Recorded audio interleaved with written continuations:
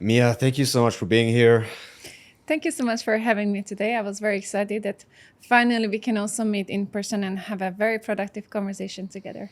Yeah, it's a first for me doing this in person. I think it's important. When you're sitting in front of someone, you get to read them, you get to understand. Are they comfortable? How did they respond to what you're saying? And as someone who works with people all the time, I think you would agree, right?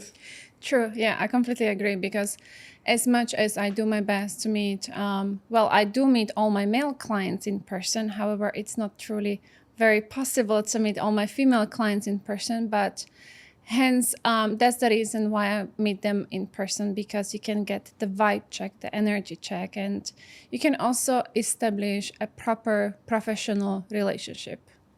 Mia, you've founded Find Your Swan. It's been 4 years. You help people find love. I think that's I think that's something everyone wants and is looking for. So maybe if we can give a bit of background here, like why did you get into this professionally? Sure. So I have founded my company, Find Your Swan. It's been 4 years, so 4 years ago. And I realized that there is actually a need on the market because back then I was also single and I was quite frustrated, helpless, hopeless. Like, where am I going to find my partner? And I realized, like, I'm not the only one struggling. There is like millions of people out there struggling with the same. And as you're saying, like finding love is one of the top three main things that people are looking for in their lives. So why not to make a platform or a space, safe space for people where they can find each other and of course potentially establish a committed, meaningful, long-term relationship. Yeah, that's so difficult. I mean, that the bar for this is so high. I mean, if you had to go back from your first love, the people you meet, the people you like, the people you never got to talk to, it's I think if I go to someone and I tell them, hey, I'll find you the love of your life, I would be in a very, I feel like I would be in a very difficult position because it's very difficult to understand someone to the point where you'll be able to find them love. That's very interesting. And I completely understand where you're coming from because when I started, I had no idea what I'm doing. I also needed to take a course, matchmaking course, psychology of relationships. And it's an ongoing, never ending work, especially on myself. And I realized that the better job I'm doing with my inner world and my inner space, the better job I can do with my clients because I can truly understand their needs. For me, it's not just about sending profiles left and right. I really need to make sure that what I'm sending you is a quality match.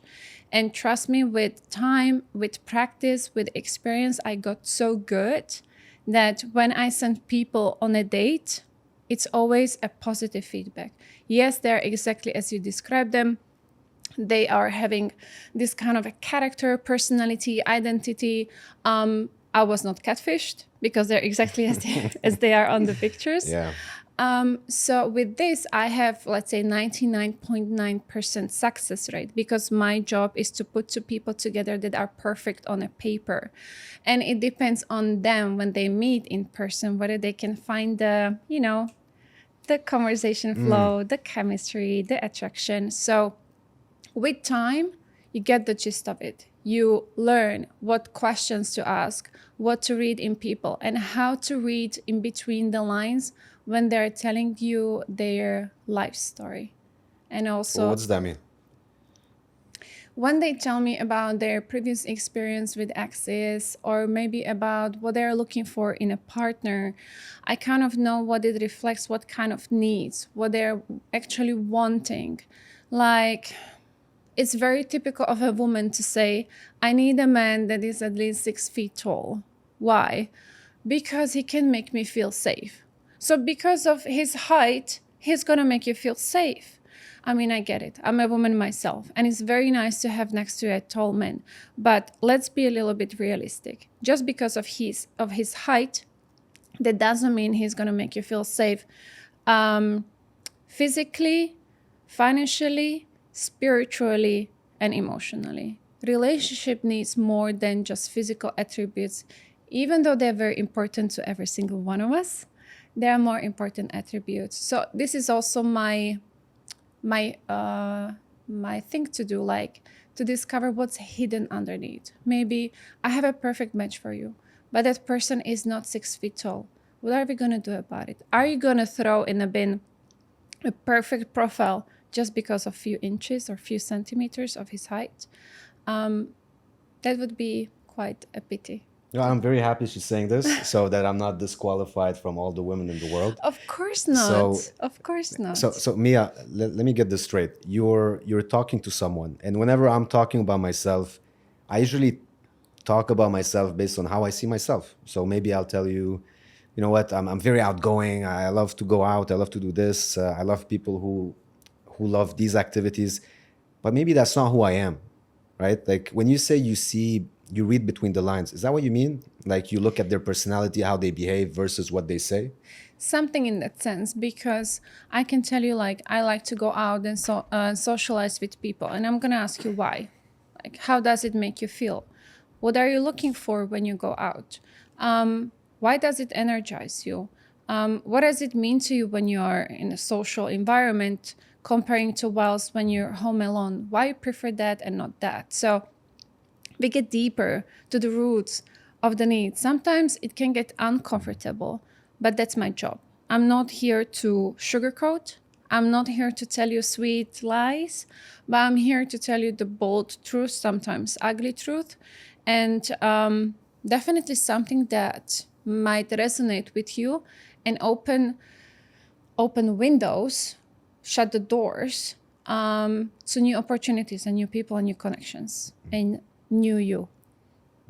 That's well said. And you know, I've been in Dubai now for about 10 days. And everywhere I go, it's like I just stepped in a new world, like Right. based on the demographics. Yeah. I mean, I see people from countries I didn't know exist. Yeah. I know it's weird to say out loud, but there's just so many different people. I mean, if you're dealing with different ages and, you know, male, female, and people with different backgrounds, that's fine. But if you're dealing with people from all over the world, that sounds like a very difficult, a very challenging thing, unless people have stuff in common.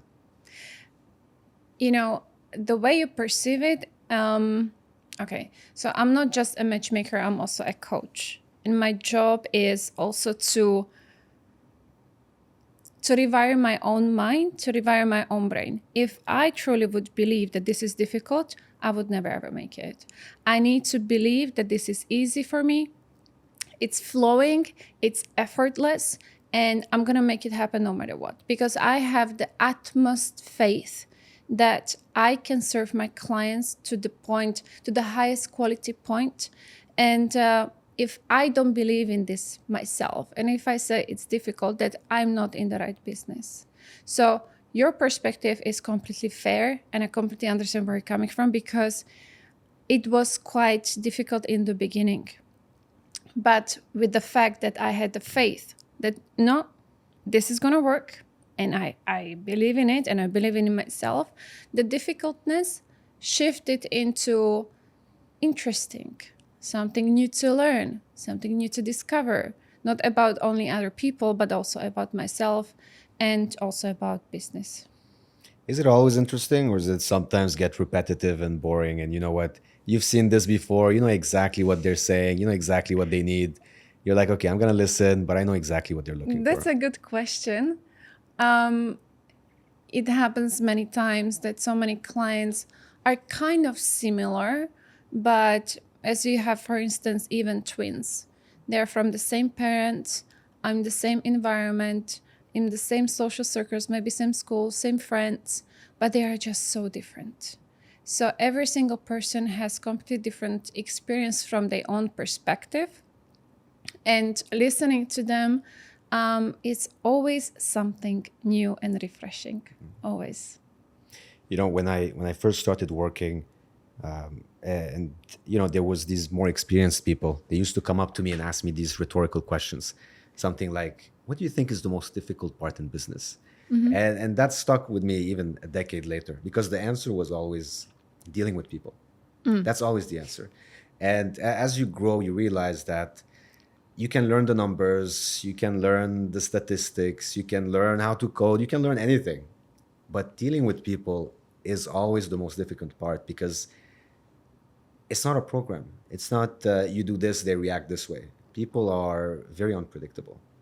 Yeah, you're very right. And, it's very nice to look at the perspective. So it sometimes happens that I have a complimentary discovery call with a client, and then something feels odd or client doesn't want to proceed. So as much as work with people is the most challenging work ever, even when you sometimes hear no or you feel it's not aligned, it's always something new, something like, okay, what did this just tell me about a new person, about a new experience? What can I learn from it?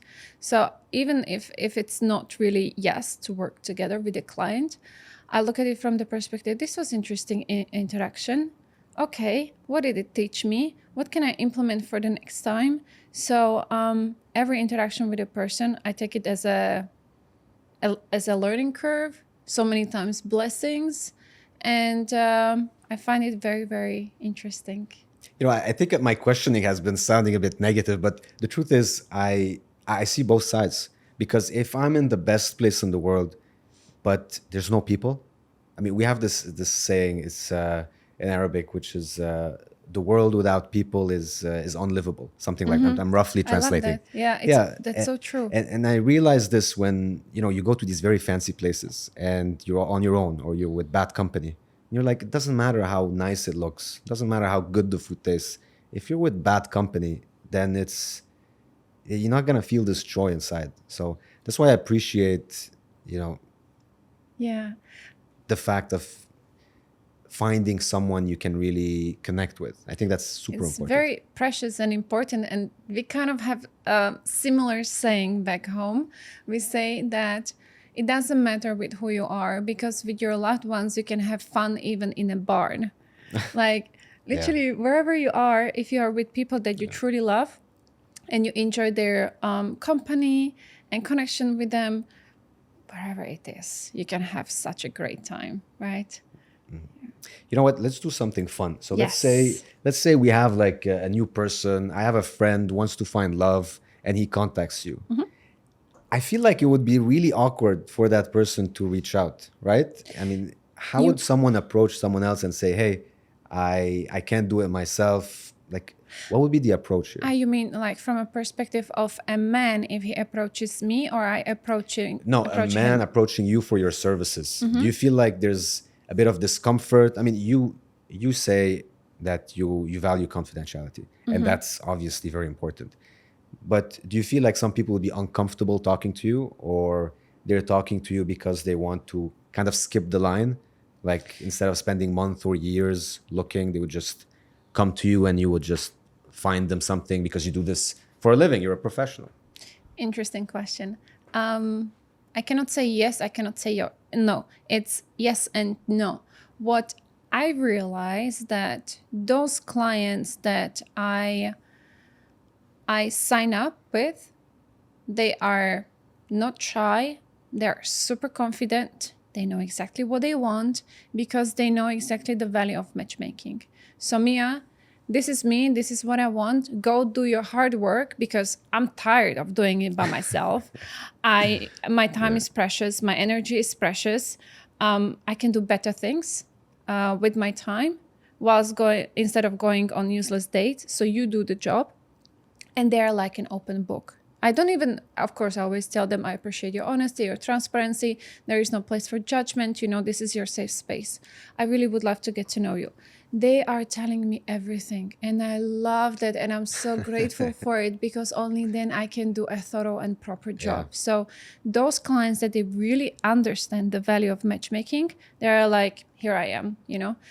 But I realized that those clients that, are not ready, that are hesitant, that are a little bit like their ego might get hurt because, oh, maybe I'm not good enough, that I cannot get a girlfriend or a wife by myself. It's not that. Everyone can get a date. Everyone can get in a relationship even like this. It's not that difficult. It's just that you were not lucky enough to meet the right person, because the pool is so huge, and how to discern.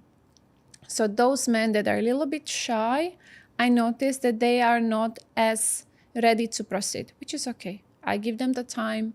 Whenever you're ready, I'm here. If you have more questions, we can reconnect again. But this is something that I cannot ever impose, cannot ever put the pressure on people. I don't want to work with people that I need to push into matchmaking. I want to work with people that are like, yes, I want to do this because I know it makes sense. Because then that work with those clients is priceless, the best. You know what? That makes so much sense. I mean, because I was thinking of it, okay, matchmaking, I need to find someone. Who needs to find someone? Someone who doesn't have someone. But the truth is, if you're going for matchmaking, you're probably right. It's because you know what? You know what you want. You know what you deserve. And I mean, it's this, maybe it's going to sound controversial. I don't believe in like in the Disney true love kind of aspect. Like there's one person for you and Me some. neither. Yeah, I mean, I don't think this is realistic. I think people spend enough time together that they become compatible enough. I mean, of course, if there's something to begin with, but So you don't believe that there is your one and only soulmate? is there a woman out there that is like that's born to be with me? No, I don't think that's No. how the world works. I think that you find things in person that you enjoy. You have same objectives and goals, and I mean that's how I look at it. I mean, in my past dating life, if we're aligned where I am today and where you want to be, then I think we should be together. I mean, it's that simple. Maybe I'm oversimplifying it, but you just feel it. I think you're just saying it as it is, right? When we were like 15, 18, Yeah. love meant something completely different. We were still in kind of like that Disneyland or Disney fairy tales and cartoons, how it was projected to us, what the love means and what it looks like, or from those rom-com Hollywood movies. But with age and with experience, we just realized, oh, okay, wait a second, that's not it. Actually, it's quite completely different. And, let me just take off, remove my pink sunglasses. Bye bye, see you never. Yeah. And let's just look at it from the realistic point of view. And as you're saying, I also don't believe that there is one person for everyone. I believe we are meant to meet more people in our lives, and we make a choice for how long we stayed with a person, because they say the people you meet, they stay for a reason or a season. Interesting. Yeah, right? Yeah, I love Yeah. this one. Yeah, it's so good. And you can always relate. Okay, this person was for a reason. This person was for a season. I might use this one. I like it. Yes. You know, I talk to a lot of people like who founded many companies, and usually what they say is that when a company fails, it's not like a total failure. It's because now they know what not to do, or like now they learned what works, what doesn't work, or even if everything worked out, but it took a lot of time, at least now they know how to cut through, a 3-year period into 6 months. And so I feel like it's the same thing with dating. Like you go out with someone, you're like, I like this about them, I don't like that. So the next time you go out in the dating pool, you kind of know better what you're looking for. Yes. And you know what? I always encourage people to date. Maybe this is going to be controversial, but I don't believe you have to date to marry. I believe you're dating to get to know yourself. Because if I'm 15 and I want to date, am I supposed to date in my 15 with the intention to marry this guy? That's what you would think when you're 15. Maybe I did. When I was 15, 16, Yeah. I had a boyfriend. I was like, I'm going to marry him. Well, it didn't happen. But the point is, the dating should not always lead just, it's a failure if I didn't marry this person. No, it's not. Not at all. Because first of all, some people, they don't believe in a marriage. It's a constitution and bureaucracy and paperwork and legalities. But second of all, every single person should actually teach you about yourself something. And it's not always like oh, does this person like me? Am I pretty enough? Am I funny enough? Am I smart enough? No, no, no, no, no. Actually, quite the opposite. How this person is making me feel. What am I learning about myself? What do I feel? Am I at ease, or am I a little bit, like rigid and scared and anxious and overwhelmed and overthinking? It's always about you. It's never about as much the other person. It can start being about the other person the deeper you get into the relationship. If it's just a first date, look mainly inward and observe if there are any signs, red flags, green flags. But it's mainly that kind of teaching about yourself and what you find out, what you like, dislike, not just about other people, but also about yourself and your patterns and your beliefs and what you would like to change. I read somewhere that statistically, maybe half of the marriages, the marriages of 10, 20 years ago are ending up in divorce. And those are statistics that people they declared. I don't know where they come from. Like, I don't know Like, who's counting, but yeah. I'm sure it's much more than that. Like, I don't know if I can count maybe on one hand people that are married and are happy, like truly happy. Why? I believe that concept of marriage is not anymore what it used to be. Marriage used to be especially a safe space for women because they went from the house of a father to the house of a husband. And as women, we had no rights almost. We couldn't open bank accounts. We couldn't vote. Like in UK till 1970s or 80s, women couldn't open a bank account, Really? only with a husband. And that's just like literally a few decades ago. So now when we're finally getting the rights, equal rights that men they have, plus we are also financially independent. So those marriages that are not working out anymore, female, they don't feel like I need to stay because I am good also by myself and divorce and maybe even with kids. Whilst years back, it wasn't like that. Marriage, oh my goodness, what a failure. You cannot keep your husband at home happy. Like how dare you to divorce? Like divorce couldn't be even on a table. But now it's like a normal thing. And it's not really perceived, I think, as a failure as much as it used to, but more like, you know what? Congratulations to both of you that you're so brave to stand up for yourself and to recognize actually what's worthy and what is not and what way to move forward. And now you can go to Mia to find your swan, right? Yes, exactly. Like I have clients that not just divorced, they're also never married. All kinds of all sorts of nationalities, backgrounds. The youngest client was 27. Oldest one is 65. Like for me, it's not really about your background and nationality and your age. And those for me, it's more about your character, intentions, personality, especially if you're genuine, honest, kind human being that has genuine, kind, honest intentions. And that doesn't come from nowhere. I mean, you talked about it the last time we spoke virtually. Possibly, yeah. Yeah, you said like sometimes people have, let's call them bad intentions. Let's just say general. Yeah. And immediately that's a red flag. You don't want to work with those people. But is that a lot of people? Like, do a lot of people come to you and are like, I want to find someone just for this purpose, help me out?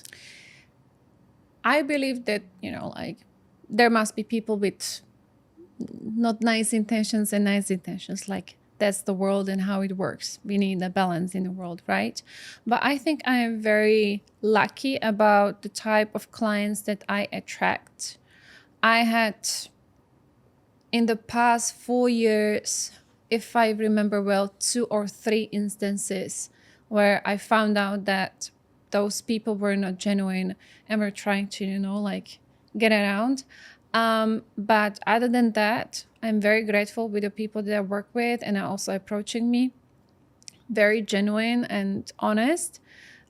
So I guess it just had to happen to just like have that internal check about if I'm able to spot that kind of people, like it was brought to my attention, to my path, so I can also test my abilities. And so, after spending all this time in Dubai, do you feel like the dating culture has evolved in some way, or it's very difficult to understand if I've just, I told you before we went live that I come here in like small, short periods. Like I Mm-hmm. come here for like a week, 10 days, and then leave. So when I come here, I'm like, okay, it's like everyone's jumping on everyone, and I don't Mm. really see like what's really going on and how do people who live here find love, because like so many people come and go, so many people visit. So I'm just wondering, is it something that's discussed? Do people find it easily? A lot of people come here just for work. A small percentage are locals. So there's a lot of these moving variables. So talk to me about the perception of dating in Dubai. You have a very good observation about Dubai and how it Yeah. looks like. But also what's a funny thing? I believe that no matter where you're from, where you live, whether it's those huge metropolitan cities like New York, LA, London, Singapore, all those people from those places will tell you dating here is the worst, including Dubai.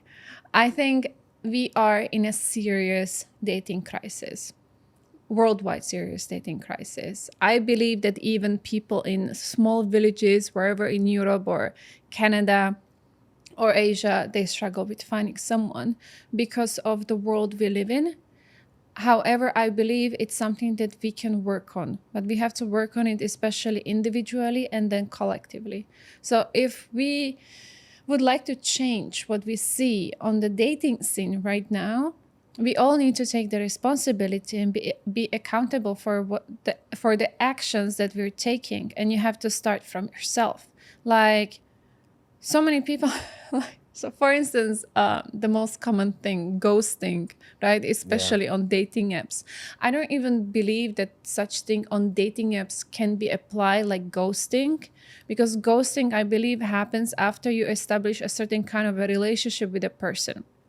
If you're just texting and you are kind of on one date and the person never really gets back to you, I don't see it as ghosting. I just see it as that person is just a coward. Mm. But starting, let's take an example. If you don't like people ghosting you, and next time you don't want to see a person ever again, just take the phone and text them. You know what? It was nice getting to know you. Unfortunately, I don't see us moving forward. Wishing you all the best. You don't really have to give a reason. Be short, sweet, polite, and wish them all the best, and that's it. So don't do to people what you don't want to be done to you. And I know this is so many times for people uncomfortable to do this action that is right to do, but if you don't do it, no one else will do it, and then dating crisis will be here forever and ever if we don't start from ourselves. I mean, that's a very specific example of ghosting that you're picking. I mean, is this does this happen on both sides, or is this more women not replying or men not replying, or is it a bit of both? When it comes to dating apps, I think it's the same. So when I work with clients in coaching, and I ask them a question, would you prefer to meet someone offline or online? I don't mind their answer. What I mind is their attitude and approach. So if they choose whether offline or online, I ask them, okay, so what do you think about dating apps? Oh, those people, they cannot commit and it's full of flaky people and everyone is ghosting there. So why do you want online dating apps? If this is your idea about them, if you believe about dating apps to be this is what you're gonna get, because it's like karma. You believe you give good, good will come back to you. Believe dating apps are this is what you're gonna get back. So let's work first on your mindset, and let's see again, offline or online, and let's build the mindset around it. So when clients they talk about the dating apps, it's the same. Whether girls, whether men, I don't believe that really chivalry applies on dating apps.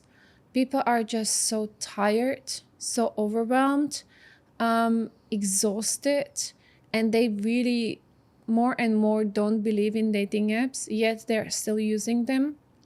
And I understand why, because women, they're making no effort, and the guys are tired to make the effort. So that's why I say chivalry doesn't apply on dating apps, especially to, I say that to women. You cannot really expect every single guy to be courting you on those dating apps because they are so tired. When I see, bless them, like it's very difficult for them to be successful on the dating app. So let's cut them a little bit of slack. Let's make it a little bit more easier for them. Give a great opening line. Be funny. I still believe the guy should ask you out.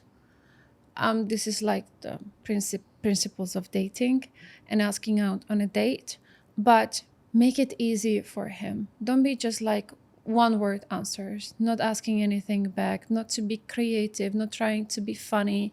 Like it goes both ways, and especially on the dating app. So here, ladies, please cut them some slack to men, make it a bit easy for them because they are struggling big time on the apps.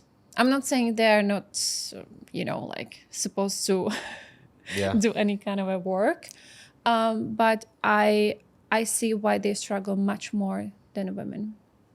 But dating apps never made sense to me in terms of finding love. So you're not fan of dating apps? I don't think so. No. You're more like in person, I'll offline. be honest with you. Like, I don't think. I mean, that's not true. I do know people who've met people who they've been with for years now, but it wasn't my experience. My experience was like, I used it, when I was like in a new city. I wanted to meet someone, and I felt like that's what both sides were looking for. So if you finish a sentence, dating apps are... Hookup apps. Like that's how I perceive them. And that's okay, like whatever you just mentioned, that's completely okay. But this is the proof, like if you have this kind of opinion on the app, most likely you're going to use it because this is what you expect from that app. So that also goes for other people. Like whenever they finish the sentence, dating apps are... Finish the sentence, and that's exactly what you're getting. Unless you change that, if you want to change that. Maybe you're right. I don't know. I feel like I'm a bit old school on this. I mean, I like to meet someone in a bar and walk up and get embarrassed and get rejected and then try again. I mean, that's what I like. This is the best because, believe it or not, I was reading a study, and women in general, they just want to be approached more than they actually are. But at the same time, men, they struggle approaching women because they're scared of rejection. They're scared that how they're going to be perceived. Women are in groups. How do I do it? So here men, they need to polish their social and communication skills, and also not to see rejection as something negative, rather something positive. So you saying that you prefer to go out, meet someone in person, approach them, bravo. Like this is what we need. Seriously, this is what women, they want. I know that there is a time, place, and way how to do it, but I mean, I have a full trust in you that you know exactly how to do it in a proper manner, and that women actually find it flattering when you approach them. And with newer and newer generations, we're gonna see this less and less, and that's very sad. And I say this because, like, I personally, I'm not really the texter. Like, if I send you 2 words, I don't mean it in like a cold way. And that's something that, I've been told in the past. I've been told, like, you text like a robot, you're very cold. But in my perspective, it's just answering a question, So that's why I feel like in dating apps, you're just looking at pictures, evaluating the humor in 6 words. So it doesn't make sense to me. I think if you really want to find someone, you should be out there. You should show your character. I love this. And I mean, it's just common sense to me, right? I mean, that's how I grew up. This is refreshing to see because so many men out there, they just don't want to do this because they are scared. But I believe also because they don't really have the skills or what it takes, the gut, the courage to approach women. But you see, like Antoine, he's a real life example that it is possible, it is I just got my enjoyable, stamp from Mia. it Great. is fun, right? Yeah. And this is what we need, really, more and more. Yeah.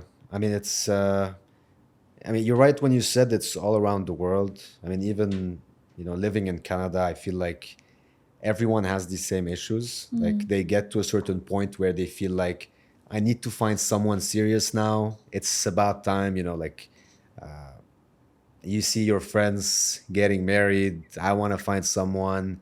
I want to, start a family. They start getting this social pressure, and they don't know how to act. I mean, they get to a stage where I start downloading 3, 4 apps. I start going all over the place, talking to everyone I can talk to. So there is some kind of crisis. I think I agree with you on that point. And it got me thinking now what you mentioned. Recently, I made a post on Instagram that they say love comes when you stop looking for it. And I said, in my humble opinion, that's a BS. Because Yeah. two things. On a certain level, we will always look for it. Deeper level, like you're sitting in a coffee shop and across the room you see someone and the glance, the eyes and smile, and then maybe is it that person, like what if on certain level we always look for it. I'm not saying 24/7, but deep down there is the need because we are programmed and born to be connected with others, human beings, and especially in a romantic way, it's a completely different experience. But also, on the other hand, love comes when you're open to it, meaning that, yes, do not really go out there and rushingly look for it. Oh, I need to download the app. Oh, I need to tell people. Oh, you don't need to do anything. The only thing you need to do is to chill, calm your nervous system, because even if you meet someone through the app or your friends introduces you or you meet someone in a coffee shop, but if that person will feel from you how you are, like me, I want relationship, I want family, I want future, it's a blockage, and that person sooner or later will leave. After one date, after a month, after a year, that person will leave because they will say it wasn't the true it. But if you just relax and you have the faith, it will 100% happen for me, that I will meet my person, I will have the love that I desire and that I dream about. I don't know when, I have no idea how, but I just know, and here I am open to it. And meanwhile, it's a good idea also to work on your blockages, past negative experiences, limiting beliefs. We all always have some. Like, it's like you're an onion and you're peeling it one by one, right? So I believe that the inner work is always there, and it always comes also with the new people that you meet. Every new interaction is also teaching you something about yourself. Okay, let's peel the onion again. So the more you peel, on the better level you get, then the better person you can meet. So sometimes when you're doing the work, you're having the faith, you're calming your nervous system, you're getting really up here. So maybe that person just needs a little bit more time to get up on your level, because you don't want to be with someone like here. And if you want to be with someone here, then you still need to do a little bit more work. So it all goes hand in hand. But most importantly is to never rush, never stress, never push, but surrender and have the faith. I connected with this on a very strange level. Like, sometimes I get this work anxiety. Like I need to like do more, and I start doing 10 things at the same time. And when I just stop and like I relax, things start working out for some reason. When I'm like all over the place, I stop sleeping and I want to do all these things. The world is moving, people are making money. What can I do? So when you're in this constant anxiety, nothing really happens. And I think it's probably the same with what you're saying. And on top of that, when you said that you have to be open for love, I'll give you an example. When I wanted to buy a car, I started seeing that car everywhere, literally everywhere. Right. And that everyone has this effect, right? You like a certain car, you start seeing it all day.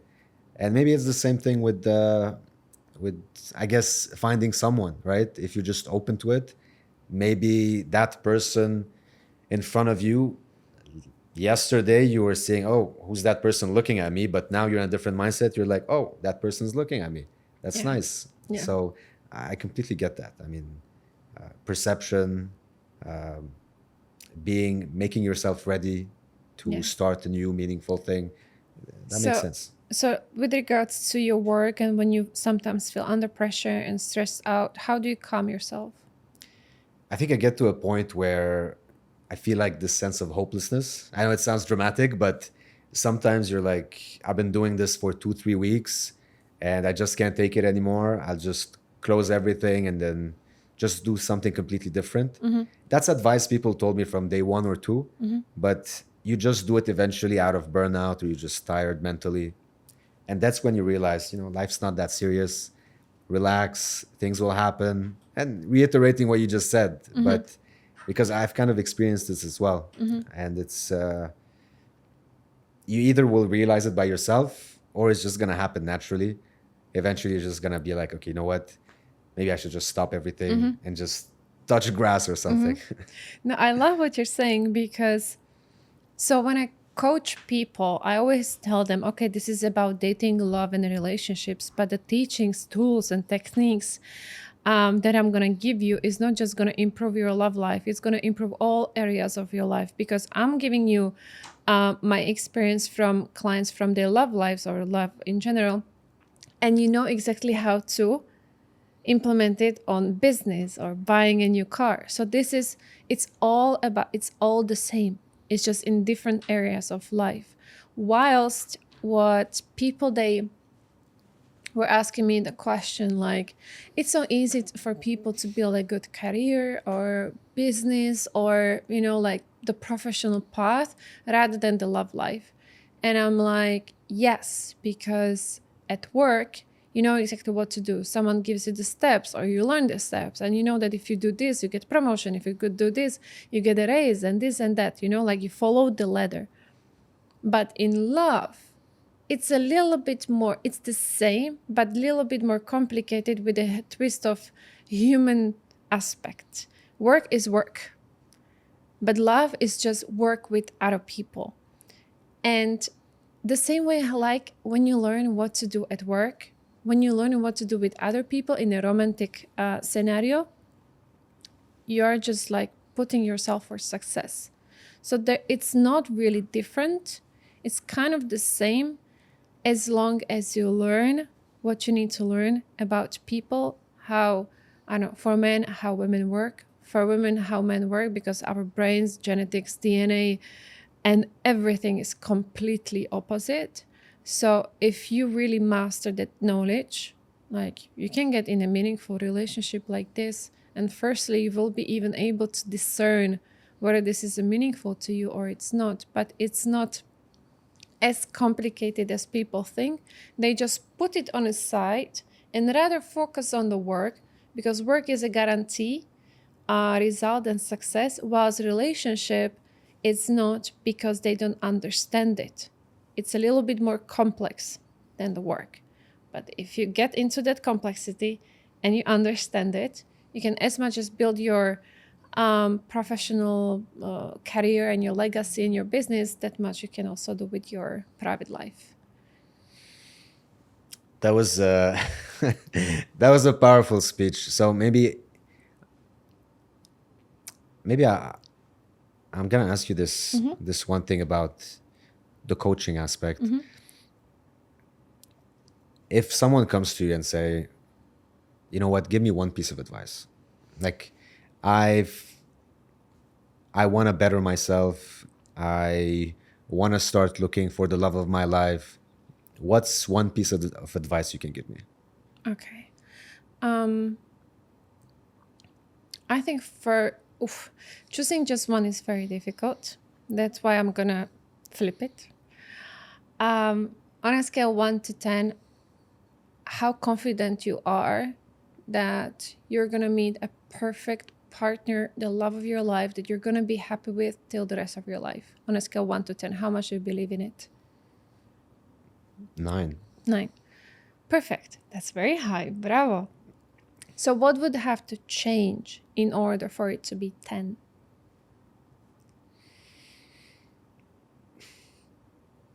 I don't know. I guess it must happen. So maybe to have, okay, yeah, you wanted to say something? No, I'm going to say, like, I think that's not something I really think about at all. I'm very optimistic. And I think that if you want something, eventually it's going to happen. That's why I give you a 9. How to turn that 9 into a 10, a 7 into an 8, I don't know. Maybe you have the answer for me. You know what came to me? That it's not 10 because it's not your priority right now. And if you want to make it 10 tomorrow, you can do it like this. But it's not really on your top priority list. You have different priorities right now, different things to deal with in your life, which is beautiful and it's perfect because it feels like you just have this switch available in your mind or in your soul and heart that you click it and it's going to be 10 and you will be like, okay, now I'm ready because I'm settled. I sorted, I don't know, my work stuff, my life stuff, whatever it is. And now, you know what? It's 10. Why I wanted to flip it? Because people, they always give this kind of advice. What is the number 1? And it's never only 1, but I'd rather flip it that what it is to you, that number 1 advice. So at least it can be more, useful. You see, I gave you a generic question and you turned this into this amazing metaphor. But you know what? It's like I saw this video. It was kind of like a funny thing where there's this guy sitting on his laptop and then someone knocks on the door and she's like, hey, I'm the love of your life. And the point of the video was like, if you're just sitting in your room and not talking to anyone, no one's going to knock on your door and be like, hey, I'm your new wife. Unfortunately or fortunately. I mean, thank God it's not like that. Yeah. Because imagine. It would be a boring what world. kind of, yeah, exactly. It would be so boring. I would be outside of my work. Yeah. I would have no business. And as you said, it would be too boring. And this is the point. Dating should be fun. It should be interesting. It should be joyful. And it should be like, okay, what is out there? The world is an oyster. Carpe diem. I know some people might say it's easier said than done. But the only key is here, like change your mindset. If you're experiencing burnout, take a break. If you're overwhelmed, take a break. No rush.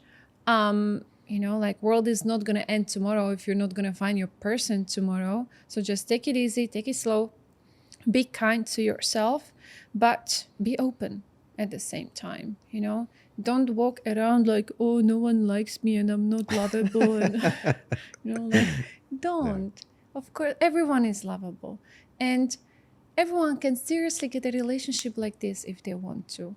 It's just the mindset work that people need to go through.